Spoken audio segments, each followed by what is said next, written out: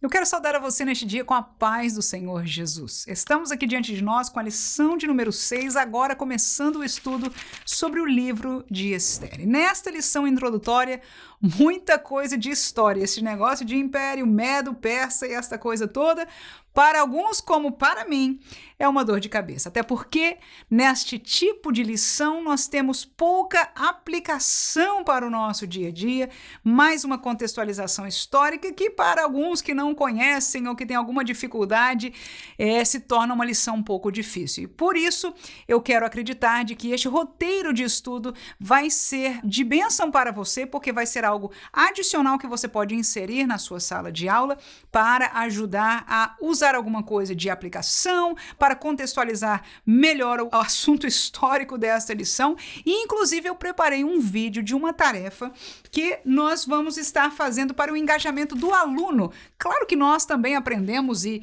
nos ajuda. Isso para mim é uma grande ajuda, mas essa tarefa aqui eu compartilho com você num vídeo separado que nós estamos fazendo para atividade de engajamento, para que os nossos alunos tenham alguma coisa que participar na nossa sala de aula. Fique à vontade de assistir o vídeo e se quiser usar essa atividade vai estar disponibilizada para você usar à vontade. Mas no nosso roteiro eu quero dividir esta lição, como de costume, em 3 tópicos e vão ser eles os seguintes. Primeiro, por que o povo de Deus foi ao exílio? Segundo, o contexto histórico pós-exílio. E terceiro tópico, a posição do povo de Deus no exílio. Com estes 3 tópicos que eu quero entender que eu estou cobrindo de maneira geral o estudo que foi proposto na nossa revista. E eu quero entender aqui que nós vamos trabalhar na medida do possível de contextualizar para nós alguma coisa para nos ajudar na nossa sala de aula. Mas vamos ao primeiro tópico, por que o povo de Deus foi ao exílio? É o primeiro tópico e as respostas são, portanto, os 3 subtópicos que são o seguinte: por desobedecer à lei de Deus, injustiças. Segundo, por adorar a outros deuses, idolatria. E terceiro, por não dar ouvidos à correção, rebeldia. Então, quando nós colocamos este primeiro tópico, nós vamos ver que o comentarista começa nos explicando que o contexto do livro de Esther é um contexto do cativeiro. E eu achei que nós adicionássemos a razão por que o povo de Deus foi parar no cativeiro. Nós vemos na nossa lição que foram 2 idas, o povo de Israel foi para o cativeiro da Síria, o povo de Judá, que nesta época já a nação israelita estava dividido em 2, foi para o cativeiro da Babilônia. E neste contexto de cativeiro, a primeira pergunta é por que é que eles foram parar lá? E esta é uma resposta que nos vai trazer alguma aplicação para as nossas vidas. Então, a primeira resposta que nós colocamos historicamente e biblicamente é que eles desobedeceram à lei de Deus.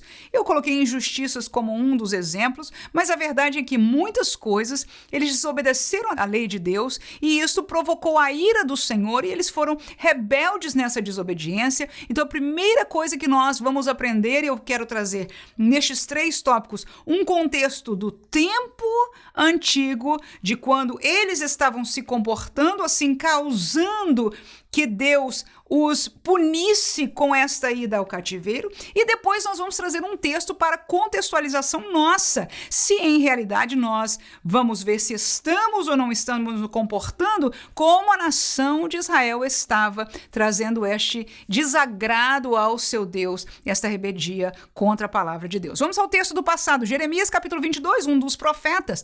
Vamos ler o texto 3, 5, 17 e 25, e o profeta Jeremias, que exortava o povo de Deus por boca e voz de Deus, diz o seguinte: assim diz o Senhor, exercei o juízo e a justiça, e livrai o expoliado da mão do opressor, e não oprimais ao estrangeiro, nem ao órfão, nem à viúva, nem façais violência, nem derrameis sangue inocente neste lugar.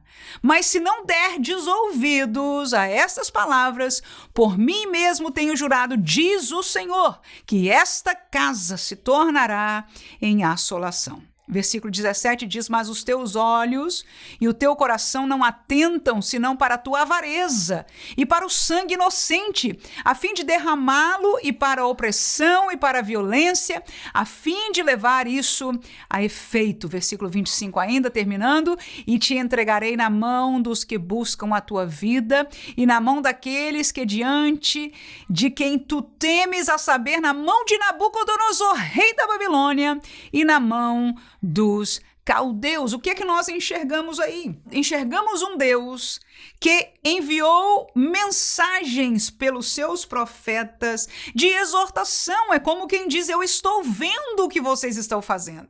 As vossas injustiças, a vossa avareza, a vossa maldade uns para com os outros, não é isto que a lei do Senhor, não é isso que o seu Deus os levantou, os livrou inclusive de Faraó. Para isso, vocês são o meu povo. E aí está a palavra do profeta: se arrependam. No entanto, no versículo 25, claro, nós tiramos poucos versículos somente porque isso é uma contextualização deste livro aqui que nós estamos trabalhando. Mas ele diz claramente: se vocês não obedecerem, então eu vou entregar vocês à mão do vosso inimigo. E nessa época, a Babilônia já era o grande império, o temor de todas as nações. E ele diz claramente: o Senhor, por boca de Jeremias, vou entregar vocês na mão de Nabucodonosor, rei da Babilônia, na mão dos caldeus. Isto foi o que aconteceu. A primeira razão, portanto, porque a nação de Israel foi parar no cativeiro, o primeiro deles exatamente foi por desobediência à lei de Deus. Numa aplicação para nós vamos trazer o texto de Apocalipse, capítulo 22, versículo 11 e 12, depois o 14 e 15. Para quê? Para saber que para Deus ainda se importa com a obediência à sua lei. Não é porque nós estamos na graça, como diz Paulo. Será que é porque nós estamos na graça que agora a gente pode viver uma vida pecando e tá tudo bem, é só pedir perdão e tá tudo certo? Não. Então, nós vamos ver no contexto apocalíptico, que é onde é um contexto de juízo de Deus, estas palavras de lembrança para cada um de nós. Versículo 11 e 12 diz: quem é injusto, faça injustiça ainda.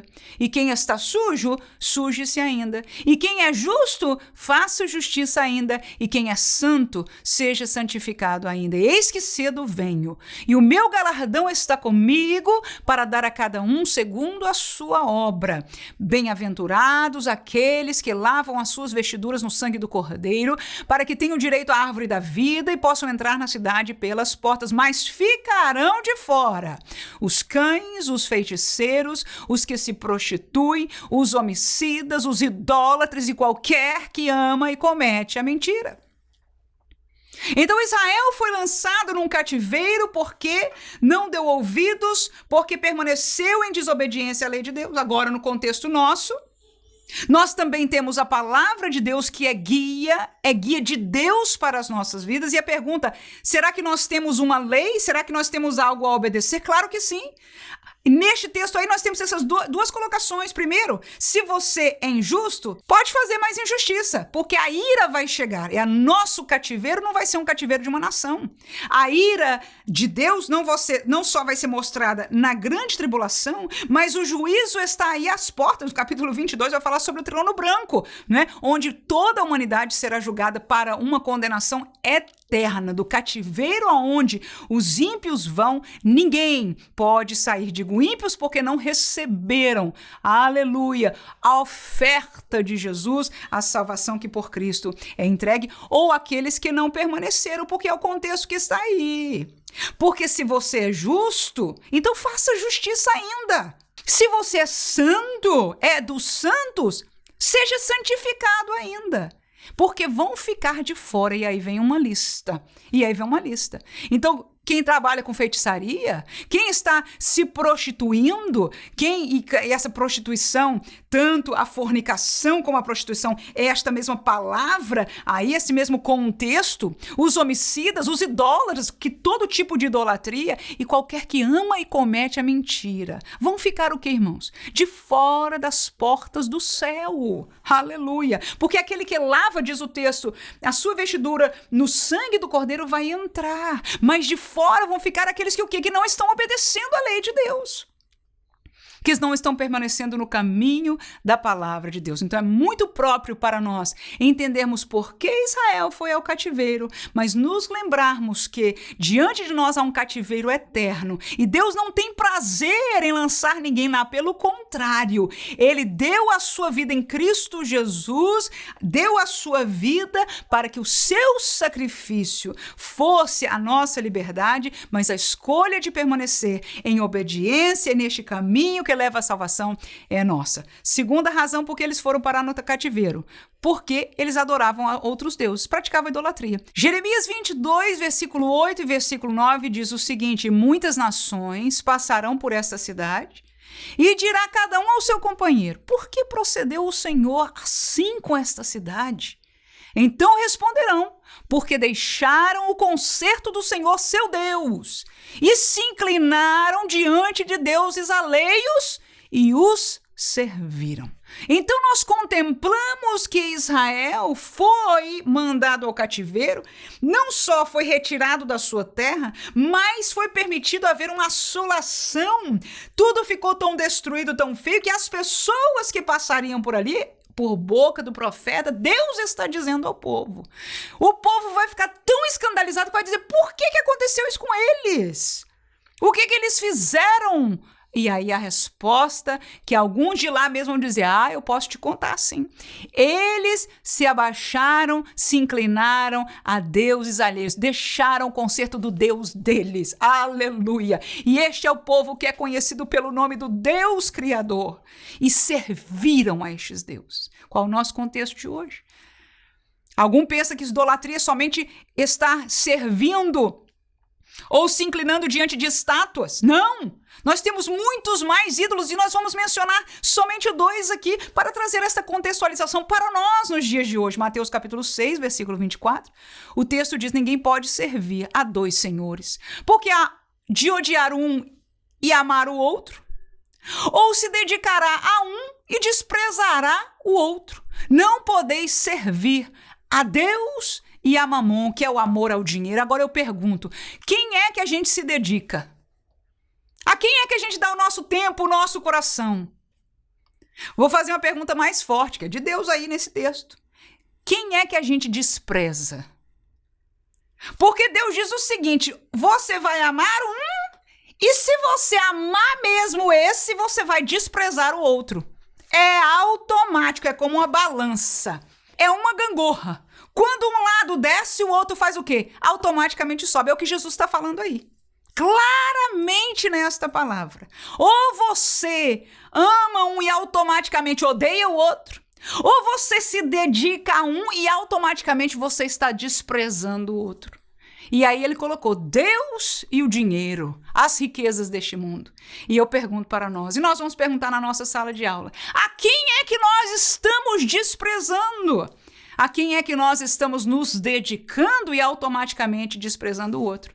Que Deus nos ajude a ter o entendimento para reconhecermos ainda a tempo se é que nós estamos praticando a idolatria a Mamon, que foi a causa de que o povo de Deus foi lançado no cativeiro, mas como nós já estudamos, o cativeiro agora não será uma nação que nós seremos escravos dela, mas a realidade já é final e eterna. Vamos ao texto ainda de Atos, capítulo 14, versículo 11 a 15, um texto bem interessante, diz o seguinte: e as multidões, vendo o que Paulo fizera, levantaram a voz dizendo em língua licaônica: fizeram-se os deuses semelhante aos homens e desceram até nós.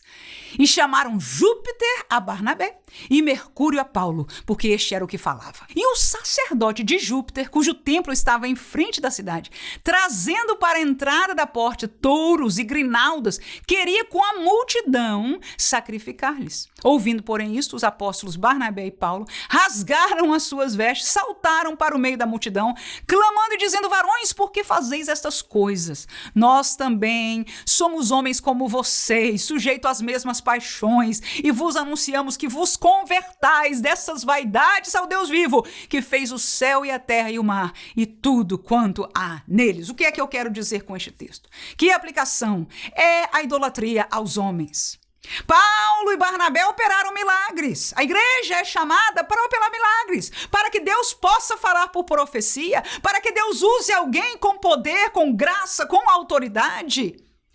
Nós queremos homens de Deus, nós queremos mulheres de Deus, nós queremos a manifestação de um evangelho que Jesus disse: vocês vão e todos os que crerem estes sinais vão seguir a eles.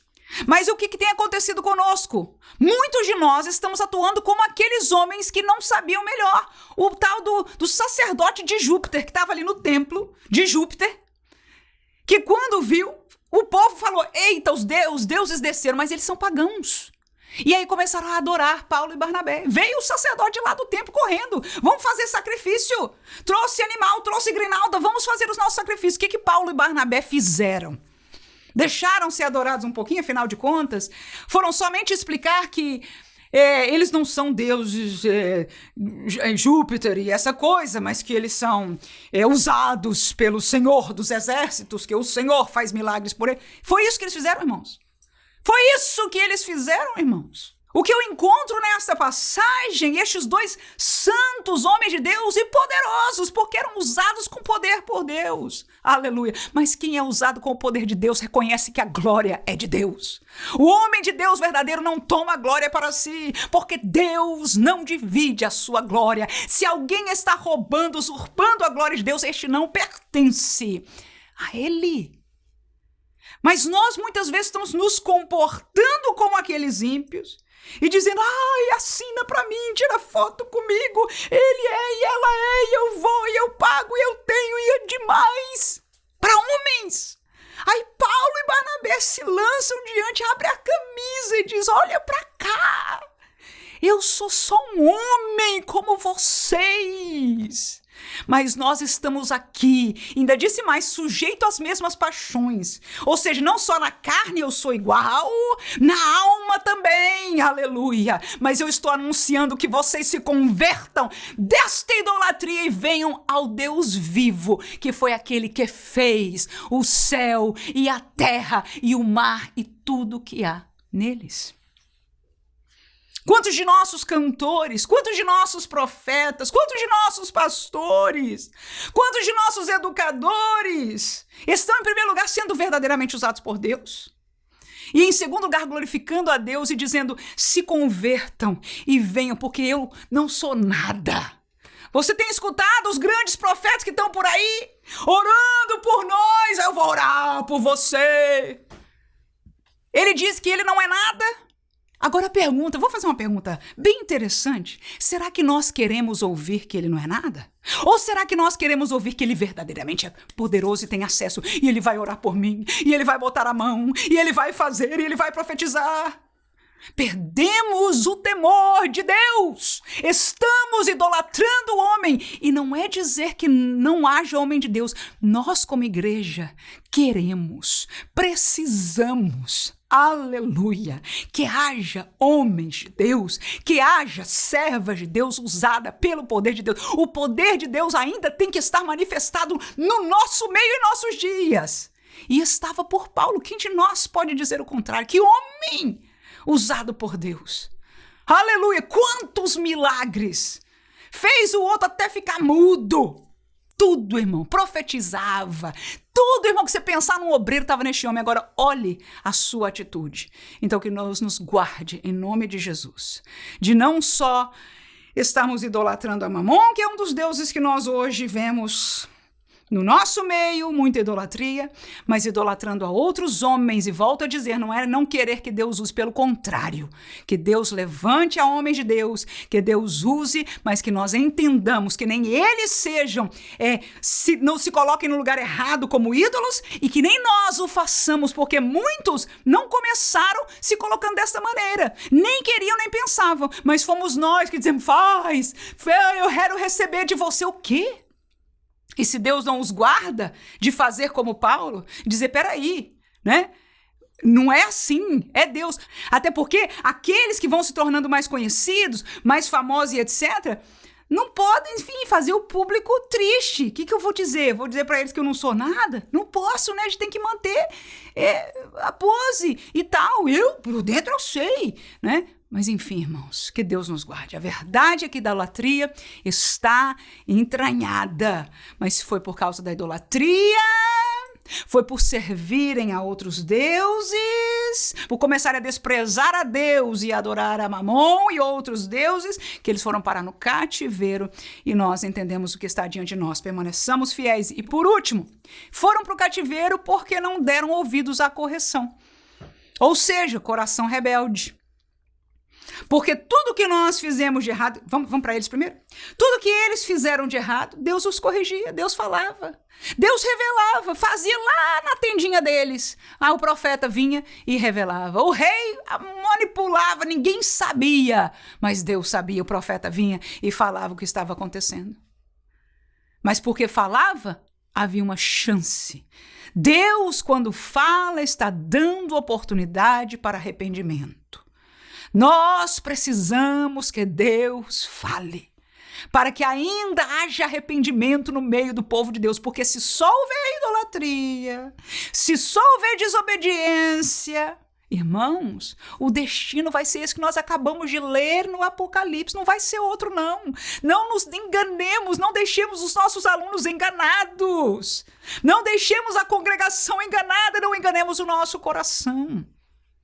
Mas Deus, pela sua graça, ainda levanta outra, para que a palavra de Deus seja pregada e nós possamos nos arrepender e permanecer no caminho. Ezequiel capítulo 12, outro profeta aí, versículo 2, 3, e leremos o 13 ainda, diz: filho do homem, é Deus falando com Ezequiel, tu habitas no meio da casa rebelde, que tem olhos para ver e não vê, tem ouvidos para ouvir e não ouve, porque é casa rebelde. Tu, pois, ó filho do homem, prepara mobília para mudares de país, e de dia muda de lugar à vista deles, e do teu lugar mudarás para outro lugar à vista deles.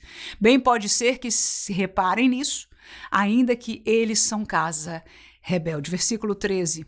Também estenderei a minha rede sobre ele, será apanhado no meu laço, e o levarei à Babilônia, a terra dos caldeus, mas não haverá ainda que ali morrerá. E essa palavra última deste versículo, nós descontextualizamos aí, foi uma palavra direta sobre o rei. Mas o que nós observamos? Deus tem falado à nação, mas ele diz ao profeta, eles são casa rebelde. Eu quero que você faça um sinal bem claro diante deles. Comece a se mudar. Quer as suas trastes, as suas coisas. E você vai se mudar na frente deles. Vamos ver se eles reparam, se isso chama a atenção deles. Para quê? Qual o desejo, qual o coração de Deus? Que perguntem, que queiram ainda ouvir do Senhor. Que se arrependam, que olhem, que ouçam, que dê ouvido à palavra de Deus através do profeta. Ainda Deus diz, eu vou fazer tudo isso, eu vou te mandar fazer tudo isso, ainda que eu sei que eles são casa rebelde. E aí traz uma mensagem ao rei. E aí diz, olha, vou levar para a Babilônia. Tem mais, ele vai para lá, mas não vai ver, você sabe, os olhos foram tirados. E ali ele vai morrer. Aleluia. Então nós vemos que a mão de Deus pesou sobre aquele povo. Por quê?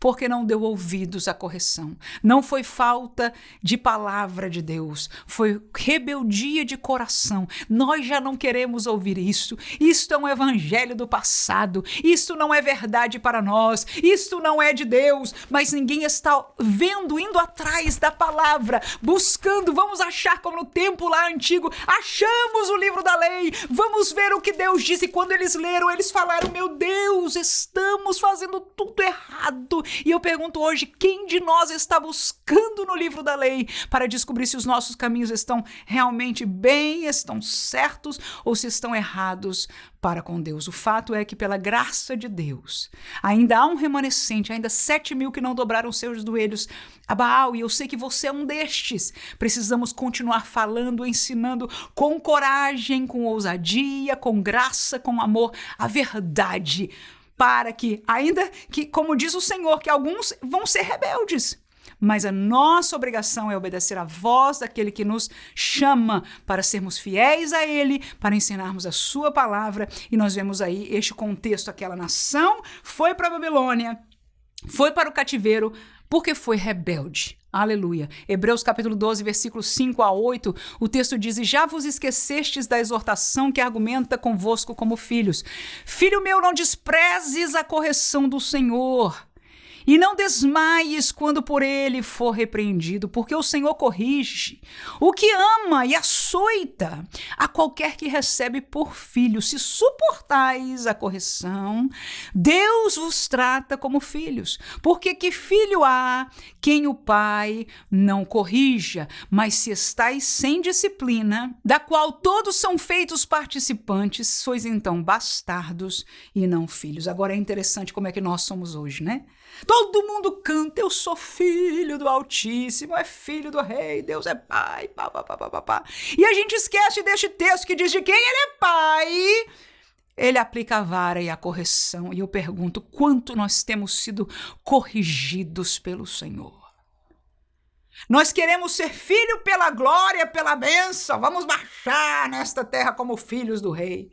E aí o texto bíblico nos diz: não há filho a quem o pai não corrija. Se você suportar a correção, se você suportar a disciplina, se você se mantiver neste caminho estreito, então realmente está vivendo como filho. Deus está tratando a você e a mim como filhos. Se nós damos ouvido à correção, vai estar tudo bem. No entanto, se nós formos rebeldes à correção de Deus, e já vemos que Deus nem nos disciplina mais. Quantos lugares, quantas igrejas, quantas multidões nós vemos, tantas coisas que eu chamaria de abomináveis, e eu não estou falando pelo meu querer, por aquilo comparando com a Bíblia Sagrada, e no espírito que nós sentimos também, e não há correção ali.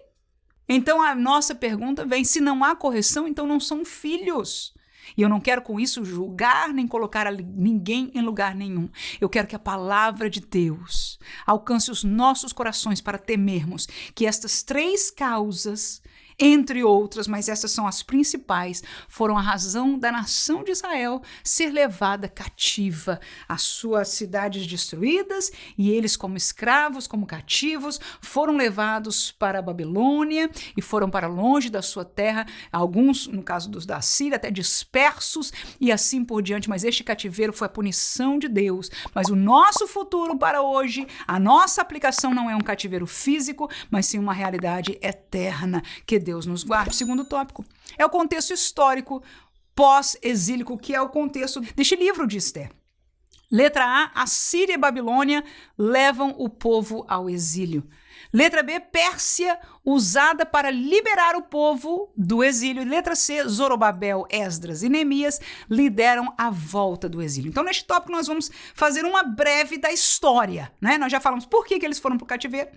E agora você vai ver 3 subtópicos, um falando quem levou eles ao cativeiro, outro dizendo quem liberou eles do cativeiro, né? E estes 3 homens da nação de Israel que foram líderes de esquadras ou grupos, né? Excursões que foram voltados, e você leu com certeza, estudou a lição, a explicação que diz que este contexto aqui está depois da primeira vinda, que nós vamos estar falando de Zorobabel, e antes da segunda vinda, mas este contexto é o texto aí de Esther. Primeiro subtópico, a Síria e Babilônia são os que levam. 2 Reis capítulo 17, versículo 22 e 23 diz: assim andaram os filhos de Israel em todos os pecados que Jeroboão tinha feito. Nunca se apartaram deles, até que o Senhor tirou a Israel de diante da sua presença, como falara pelo ministério de todos os seus servos os profetas. Assim foi Israel transportado da sua terra à Assíria até o dia de hoje. Então nós vemos aí a ida à Síria. No tópico anterior nós já vimos algumas profecias sobre a ida à Babilônia. Então a Assíria e a Babilônia foram as 2 nações que levaram essas 2 partes, né, as divisões do povo de Deus, do povo de Israel, para um cativeiro. Letra B, a Pérsia foi quem Deus usou para liberá-los. No caso do cativeiro da Babilônia, Havia uma palavra profética que ele tinha tempo determinado para terminar. Então, este tempo, quando terminou, exatamente quando Deus providenciou que a Pérsia tornasse essa grande liderança mundial, e foi da boca deste administrador, deste rei, que veio o edito que liberou o povo de Jerusalém, o povo de Deus, a retornarem para construir o templo e, enfim, retornarem à sua terra. Esdras capítulo 1, versículo 1 ao 3, depois leremos o 7 e o 8, diz: no primeiro ano de Ciro, rei da Pérsia, para que se cumprisse a palavra do Senhor por boca de Jeremias, despertou o Senhor o espírito de Ciro, rei da Pérsia, o qual fez passar pregão por todo o seu reino, como também por escrito, dizendo: assim diz Ciro, rei da Pérsia, o Senhor, Deus dos céus, me deu todos os reinos da terra, e ele me encarregou de lhe edificar uma casa em Jerusalém, que é em Judá. Quem há dentre vós, de todo o seu povo, que seu Deus seja com ele, e suba a Jerusalém, que é em Judá, e edifique a casa do Senhor, Deus de Israel. Ele é o Deus que habita em Jerusalém. Também o rei Ciro tirou os utensílios da casa do Senhor que Nabucodonosor tinha trazido de Jerusalém e que tinha posto na casa dos seus deuses. Estes tirou Ciro, rei da Pérsia, pela mão de Mitredate, o tesoureiro, que deu por conta de Sesbazar, príncipe de Judá. O que é que nós vemos aqui? Que Deus, então, despertou o coração deste rei, a quem foi dado esta grandeza, né, este reino que superou a Babilônia, que ganhou da Babilônia e tornou-se o grande império mundial. E a primeira coisa que ele fez, então, foi isso, de liberar o povo para construir a casa de Deus, porque este Deus dos judeus pertence lá, em Jerusalém. Então vai e devolveu, inclusive, não só ajudou em ofertas e dádivas, mas as coisas que pertenciam à casa de Deus em Jerusalém. Zorobabel, Esdras e Neemias foram os 3 líderes que levaram o povo de volta ao exílio. Vamos aí ler Esdras capítulo 5, versículo 2, o texto diz: então se levantaram Zorobabel, filho de Sealtiel, e Jesua, filho de Josadá, que começaram a edificar a casa de Deus que está em Jerusalém, e com eles os profetas de Deus que os ajudavam. Então esta está aí a primeira leva. A segunda, vamos, Esdras capítulo 7, versículos 6 a 13, o texto diz: e Esdras subiu de Babilônia, que era escriba hábil na lei de Moisés, dada pelo Senhor Deus de Israel, e segundo a mão do Senhor seu Deus que estava sobre ele, o rei lhe deu tudo quanto lhe pedira. Também subiram a Jerusalém alguns dos filhos de Israel, dos sacerdotes, dos levitas, dos cantores, dos porteiros, dos netineus, no ano 7º do rei Artaxerxes, e no mesmo mês 5º veio ele a Jerusalém, e era o 7º ano desse rei, porque no primeiro dia do primeiro mês foi o princípio da sua subida de Babilônia, e no primeiro dia do 5º mês chegou a Jerusalém, segundo a boa mão do seu Deus sobre ele, porque Esdras tinha preparado o seu coração para buscar a lei do Senhor e para cumprir e para ensinar em Israel seus estatutos e o seu direito. Esta, pois, é a cópia da carta do rei Artaxerxes, que deu ao sacerdote Esdras, o escriba, das palavras, dos mandamentos do Senhor e dos seus estatutos sobre Israel. Escreveu assim: Artaxerxes, rei dos reis, ao sacerdote Esdras, escriba da lei do Deus do céu, paz perfeita. Por mim se decreta que no meu reino todo aquele do povo de Israel e dos seus sacerdotes e levitas que quiser ir contigo a Jerusalém, vá. Está aí o decreto. Então veja que a Pérsia realmente foi levantada, não só o rei Ciro, agora os reis Artaxerxes, essa segunda leva através da direção de Esdras, que maiormente foi este pessoal ligado ao ministério, e ele que tinha, sendo escriba, este amor pela palavra de Deus e este trabalho ministerial para com o povo de Israel, e está aí liberado por voz do rei. Quem quiser ir, pode ir, e é uma coisa que nós aprendemos aí nesta volta do exílio. E a terceira excursão está escrito em Neemias, né, capítulo 2, versículo 1 ao 6. E o texto diz o seguinte: sucedeu, pois, no mês de Nissan, ano 20º do rei Artaxerxes, que estava posto vinho diante dele, e eu tomei o vinho e dei ao rei, porque nunca antes estivera triste diante dele. E o rei me disse: por que está triste o teu rosto? Pois não estás doente? E não é isso senão tristeza de coração. Então temi em grande maneira. E disse ao rei, viva o rei para sempre. Como não estaria triste o meu rosto estando a cidade, o lugar do sepulcro dos meus pais assolada, e tendo sido consumidas as portas a fogo?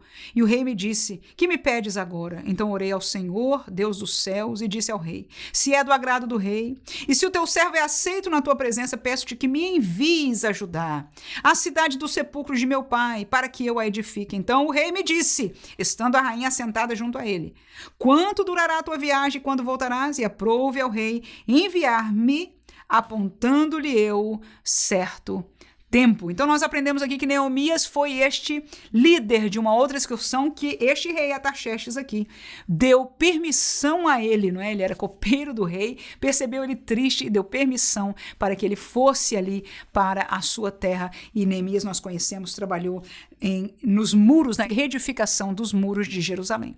Vamos ao terceiro tópico. Primeiro, nós já falamos por que eles foram ao exílio. O segundo, nós comentamos o assunto histórico da ida e da volta pela Pérsia e os 3 líderes de Israel que trouxeram o povo de volta. Mas este terceiro tópico foi algo que o comentarista da lição trouxe o seu entendimento histórico do que aconteceu na época em relação ao coração do povo, à realidade do povo, porque o fato em si é que, em tendo ido para o cativeiro cerca de 1 milhão de judeus, na primeira vinda, ou seja, na liberdade trazida pela Pérsia para o povo, você veja que foram 50 mil que voltaram.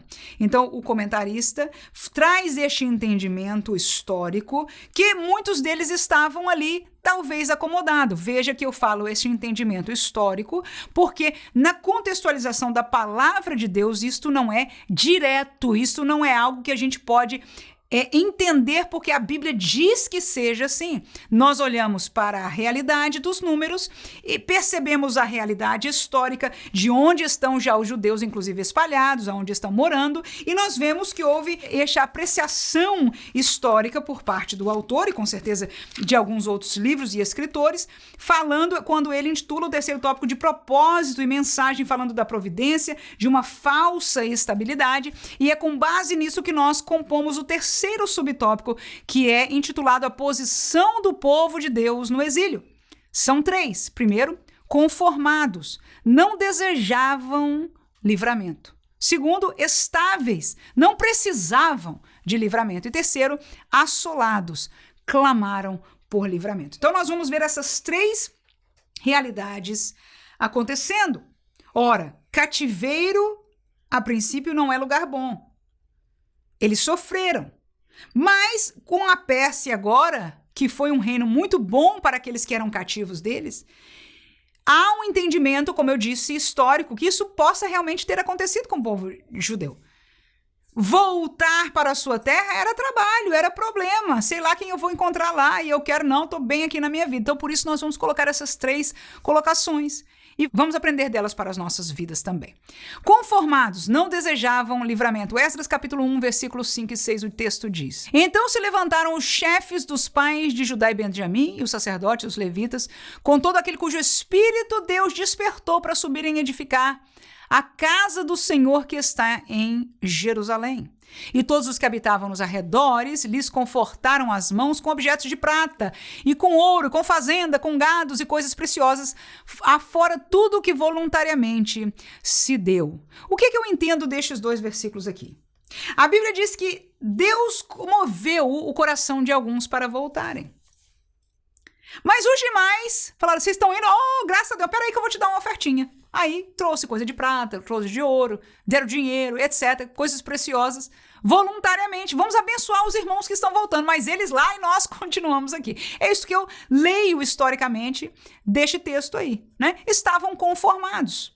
Esdras capítulo 2, versículo 1 e 2, o texto diz: estes são os filhos das províncias que subiram do cativeiro, dos transportados que Nabucodonosor, rei da Babilônia, tinha levado para a Babilônia, e tornaram a Jerusalém a Judá, cada um para sua casa, os quais vieram com Zorobabel, Jesua, Neemias, Seraías, Relaías, Mardoqueu, Bilsã, Mispar, Bigvai, Reum e Baná, o número dos homens do povo de Israel. E aí você vai ver a lista. E é isso que o nosso comentarista falou, foram 50 mil que vieram neste grupo com Zorobabel. Ou seja, os que foram para a Babilônia foram muitos, mas muito mais. E agora está voltando somente este grupo. E por último, vamos ler o texto em Ester mesmo, capítulo 9, versículo 30. Diz: e mandaram cartas a todos os judeus a 127 províncias do reino de Assuero, com palavras de paz e fidelidade. O que eu vejo aí? No fim do texto, que tudo ficou bem depois do problema lá de Amã e etc., que o rei e a rainha manda carta, o povo está espalhado nas 127 províncias da Pérsia, vivendo uma vida tranquila, né? Então, houve tempo de tranquilidade e parece que tudo era tão bom que eles estavam conformados, e poucos foram aqueles até que Deus comoveu o coração para voltarem à terra de seus pais. Segundo lugar, eles estavam em estabilidade. Não precisavam, pelo menos parecia, de livramento.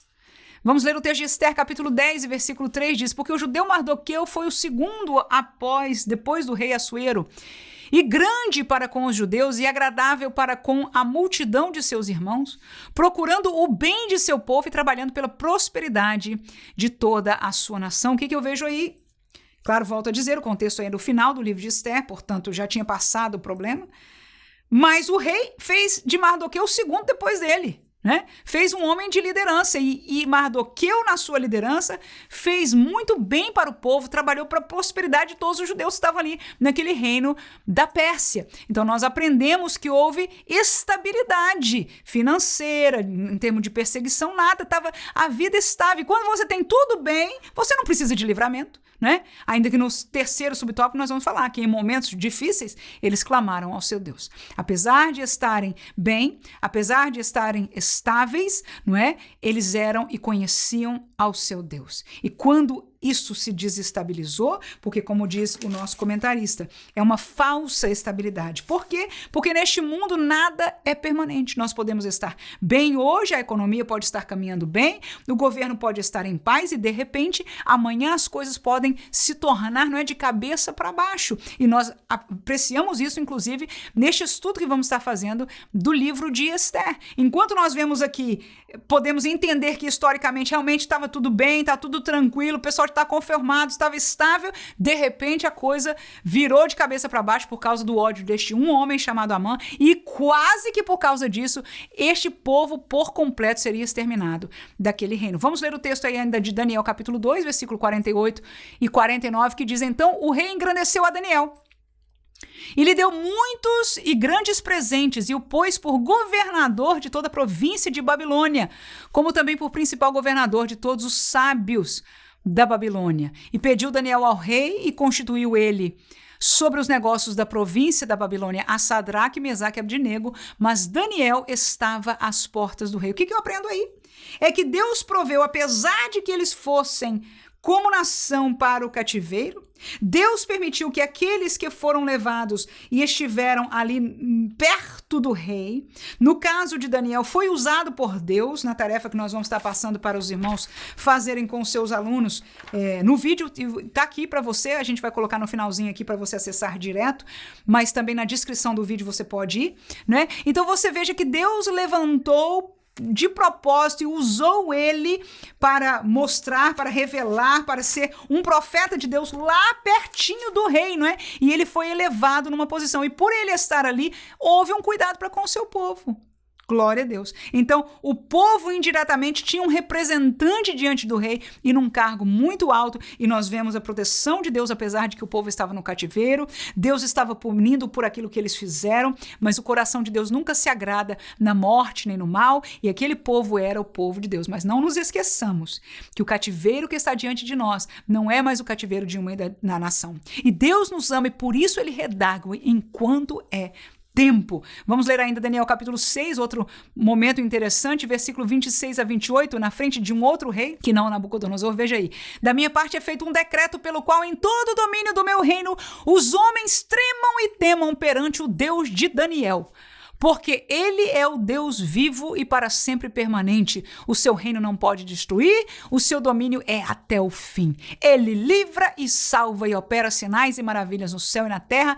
Ele livrou Daniel do poder dos leões. Este Daniel, pois, prosperou no reinado de Dario e no reinado de Ciro, o persa. Então nós vemos aí a presença do povo de Deus lá em cima no comando, porque Deus permitiu para guardar o seu povo, para ser essa proteção aí. E nós vemos que Daniel, quando chegou no reinado e quando teve aquele problema, né, que o rei teve o sonho que ninguém conseguia descobrir o que era, e o homem nem contar o sonho não contou. Ele disse que alguém, se os deuses estão falando com vocês, que fale o sonho e fale o que significa. E Deus, que revela todas as coisas, usou a Daniel para revelar, e por causa disso houve o primeiro versículo que nós lemos. E agora, como houve também aquele movimento contra a vida de Daniel ali, contra a vida dele, então ele foi parar nas covas dos leões. Mas aí está o decreto do rei, que salvou a vida de Daniel e pôde declarar pela segunda vez, nós vemos biblicamente ali na Babilônia, né, o decreto de que este Deus de Israel, o Deus de Daniel, verdadeiramente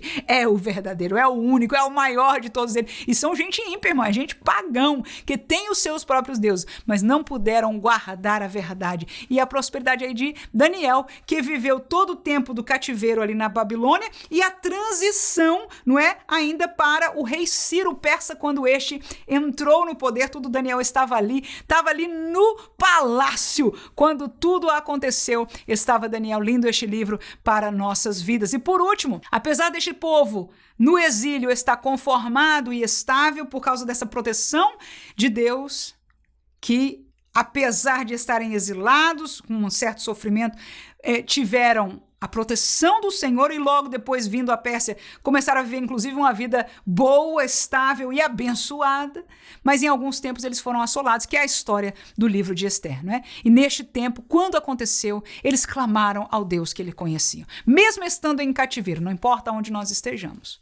Aleluia, não importa a situação. Até o filho pródigo, que estava em pecado, que tinha saído da casa do pai, que gastou o seu bem na mão do mundo e das coisas deste mundo. Quando ele levou seus olhos a Deus, quando ele quis voltar ao Pai, ele encontrou perdão. E este é o nosso Deus. E ainda há tempo, enquanto há vida, aleluia, de voltarmos. E no tempo da assolação, mesmo no cativeiro, mesmo na pocígua dos porcos, clamemos ao Senhor. E é isto que nós vamos aprender desta história. Ester capítulo 4, versículo 16. Vai e ajunta todos os judeus que se acharem em Suzã, e jejuai por mim. E não comais nem bebais por 3 dias, nem de dia nem de noite, eu e as minhas moças.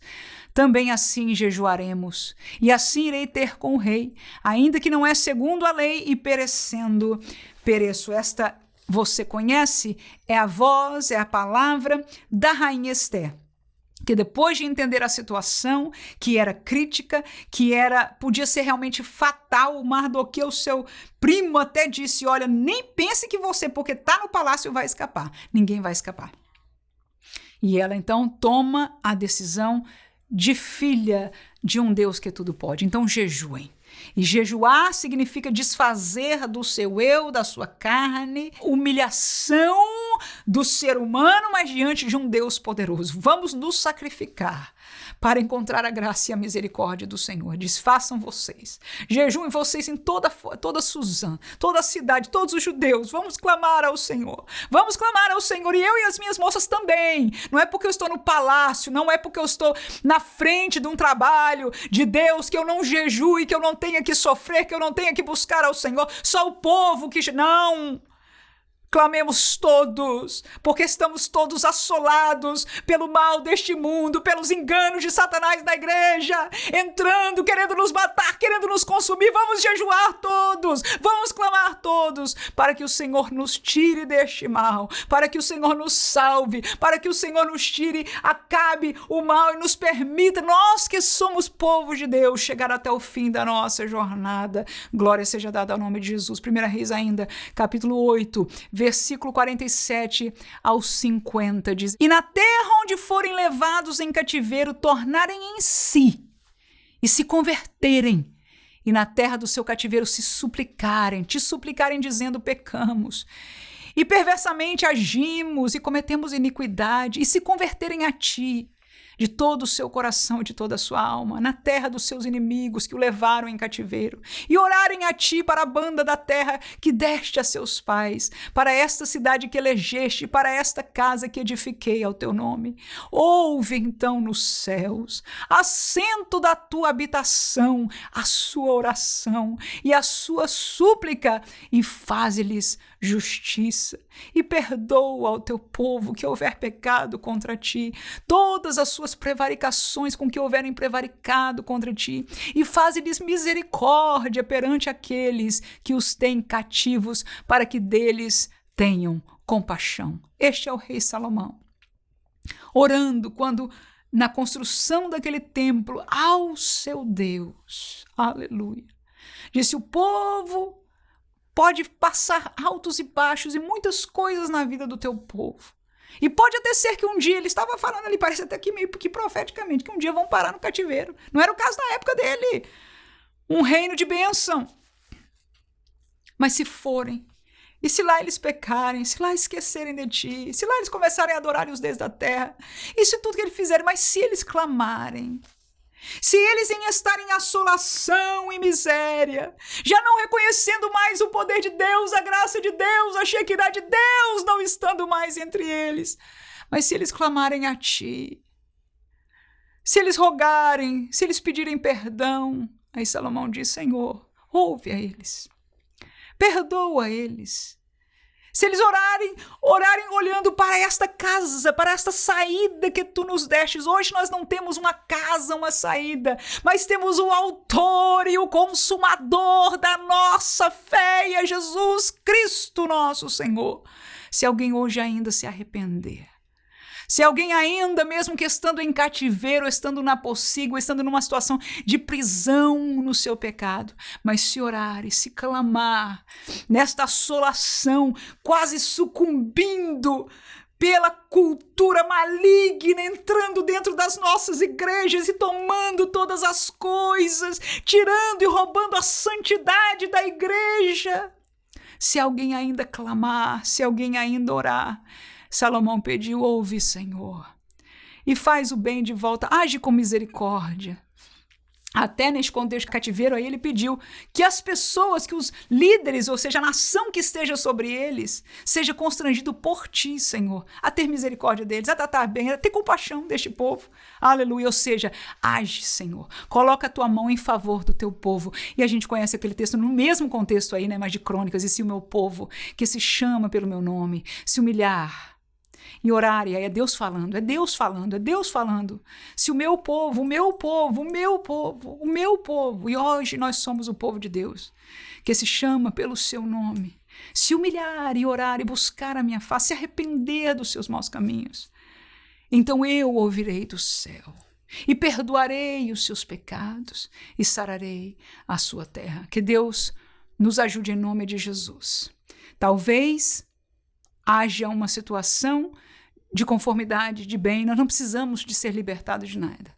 Mas no momento da assolação, e se esta é o que está às portas de alguns de nós, que nós possamos ainda clamar. Isto é o que esta história do livro de Ester, do tempo do cativeiro, ensina para nós. Isto é aquilo que nós podemos viver ainda hoje, na presença do nosso Deus. Amém.